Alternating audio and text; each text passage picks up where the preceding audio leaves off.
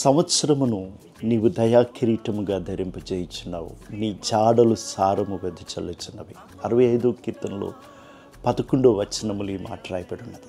నిజంగా మనం పయనించిన ఆ ప్రయాణం దేవునితో ఉన్నప్పుడు అది సారము వెదజల్లేదిగా ఉంటుందని బైబిల్ సెలవిస్తుంది. 84 కీర్తనలో వారు బాకా లోయలు గుండా వెళుతుండగా తొలకరి వానతో దీవెనతో కప్పును అని రాయబడినట్లు ఇది కూడా, ఈ వచనం కూడా ఏం చెప్తుందంటే అడవి బీడులు సారము చిలికరించుచున్నవి, కొండలు ఆనందమును నడికట్టును ధరించుకొనిచున్నవి, పచ్చిక పట్ల మందను వస్త్రము వలె ధరించుచున్నవి, లోయలు సస్యశ్యామలము కప్పబడుచున్నవి. ఈ మాటలన్నింటినీ మనం గమనించినట్టయితే మన ప్రయాణము ఆయనతో ఫలభరితమైనది, సారవంతమైనది, సారము వెదజల్లేదిగా ఉంటుంది.